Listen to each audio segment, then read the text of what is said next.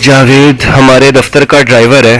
रावलपिंडी में पेरोदहाई के पास किसी कच्ची आबादी जैसे इलाके में 2 कमरों के मकान में अपने 4 बच्चों, दुखों की मारी बीवी और अफलास ज़दा माहौल में रहता है। उसका मदकूब चेहरा, पिचके गाल, धसी हुई आंखें और झुके कांधे उसे बनी रियासत की खुशहाली की चलती फिरती तस्वीर बताते हैं। अपनी परेशानियों मुश्किलात के बावजूद जावेद वक्त पर दफ्तर पहुंचता है। छुट्टी के वक्त अक्सर दफ्तर के सामने खड़ा मिलता। मुझे समझ नहीं आती थी कि जावेद वक्त पर छुट्टी करके घर क्यों नहीं जाता, दफ्तर के सामने खड़ा क्यों हो जाता है।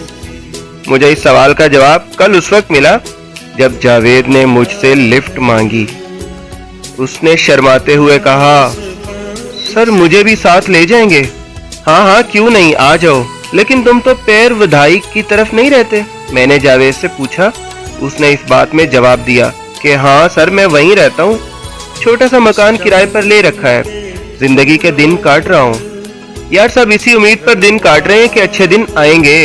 मेरी बात पर जावेद ने तेजी से कहा, सर जब तक महंगाई का अजाब हमारे सरों पर बैठा है ना, अच्छे दिन कैसे आ सकते हैं। इसने तो हमारा बेड़ा गर्क कर दिया है। मैंने मुस्कुराकर मुड़ते हुए कहा, यार तुम्हें तो ये सब जहर लगेगा ही ना, तुम नवाज शरीफ के परिस्तार जो हो। मेरी बात पर वो कहने लगा, सर जी नवाज शरीफ मेरी फुप्पी का बेटा नहीं है। मुझे गुज़श्ता दौर इसलिए अच्छा लगता है कि उसके दौर में हम गरीब इज्जत से गुजर बसर कर लेते थे, सफेद पोशी का भरम रह जाता था। ये ज्यादा पुरानी बात तो नहीं है। इस दौर में घी 180 रुपए किलो था, अच्छा वाला 210 रुपए का मिल जाता था। आज 350 रुपए का मिल रहा है। आटे का 10 किलो का थैला 500 रुपए में लेता था, आज 750 रुपए का मिल रहा है। चीनी की कीमत डबल हो गई है, 55-60 रुपए की आती थी, आज 110 रुपए की है। गरीब दाल सब्जियां ही खाता है ना, कोई भी हांडी बना ले, 300 रुपयों से कम की नहीं पड़ती। सर इस हुकूमत ने तो हमें मार दिया है। जावेद बताने लगा कि उसका बेटा एक न्यूज़ चैनल में कैमरामैन था, 4-4 महीने तनख्वाह नहीं मिलती थी, इधर उधर से पैसे पकड़कर दफ्तर जाता था, बेगार काट रहा था, तंग आकर नौकरी छोड़ दी, सारा वजन मुझ पर आ गया। सर 20,000 रुपये तनख्वाह में 12,000 तो किराए के निकल जाते हैं, पीछे बचे 8,000। बताएं 8,000 रुपये में बिजली गैस के बिल और राशन कैसे पूरे हो सकते हैं? ये मैं जानता हूँ सर, या मेरा रब जानता है। जावेद ने बताया कि इस पर 3 लाख रुपए का कर्जा चढ़ चुका है, पता नहीं कैसे उतरेगा। मुझे तो लगता है मैं ही कब्र में उतर जाऊंगा, ये तो नहीं उतरने का। मैंने जावेद को हौसला दिया, कहा ऐसी नाउमीदी की बातें ना करे, ये वक्त भी गुजर जाएगा।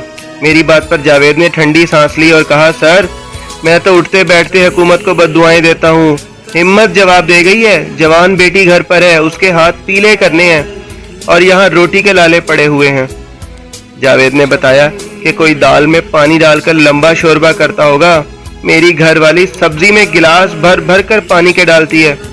मैं छुट्टी के बाद दफ्तर के सामने खड़ा हो जाता हूँ और लिफ्ट लेकर घर जाता हूँ कि किराया बच जाए। अपने घर की तरफ तो कभी कभार ही लिफ्ट मिलती है, अमूमन I9 या I10 तक जाने वाले साथ बिठा लेते हैं। पीछे 4-5 किलोमीटर का सफर बचता है, वो मैं पैदल कर लेता हूँ। जावेद ने जले भुने अंदाज में कहा कि इससे तो वो वक्त अच्छा था, कम से कम 2 वक्त की रोटी तो इज्जत से मिल जाती थी। ये एक जावेद के दिल की भड़ास नहीं, हर उस शख्स के जज्बात की तर्जुमानी है जो आज इस्लामी जमहूरिया पाकिस्तान में रहकर हक हलाल से खाने कमाने की कोशिश कर रहा है। मुझे याद है कि 3 वर्ष पहले मेरे घर में माहाना 4,500 रुपए अद्वियात आती थी और अब 8,000 रुपए की आती हैं। पहले महीने भर का खुश्क राशन 10 से 12,000 रुपयों में आ जाता था, अब 16 से 17,000 रुपयों में आता है और उसमें आटा, गोश्त, अंडे, सब्जियां, दूध वगैरह शामिल नहीं है। इस माह मैंने बहुत एहतियात की और बिजली के यूनिट्स को 300 का हिस्सा नहीं टापने दिया कि 300 यूनिट्स के बाद बिजली का नर्ख बढ़ जाता है। इस एहतियात के नतीजे में 297 यूनिट्स बिजली खर्च हुई, अलबत्ता बिल 5,000 के लगभग आया, जबकि 3 वर्ष पहले इतने यूनिट्स का बिल तकरीबन 3,000 रुपये आता था। सच में महंगाई किसी भयानक अफरीद की तरह आवाम से चिमटी हुई है। एक हफ्ते नेपरा बिजली के नर्ख बढ़ाने का ऐलान करती है, اور سبب جانے کس مہینے کے فیول ایڈجسٹمنٹ چارجز کا بتایا جاتا ہے، تو دوسرے ہی ہفتے پیٹرول کی قیمت اس ڈٹائی کے ساتھ بڑھا دی جاتی ہے کہ متعلقہ ادارے نے تو 5 روپے لیٹر بڑھانے کی سفارش کی تھی، لیکن حاتم کی قبر پر دولتیاں جھاڑتے ہوئے 4 روپے بڑھائے جا رہے ہیں۔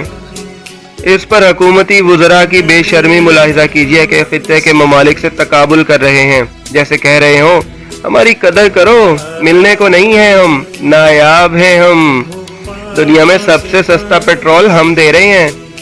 علی امین گنڈا پور صاحب وزیر با تدبیر تو دور کی کوڑی لائے کہ کیا ہوا، مہنگائی ہے، قوم و وطن کی خاطر 10 لقمے کم کھا لیے جائیں۔ اس قبیل اور اس نسل کی دانشوری پر گنڈا پور صاحب یقیناً صدارتی تمغہ عقل و خرد کے مستحق قرار پاتے ہیں کہ جناب نے مہنگائی کا مسئلہ ہی حل کر دیا۔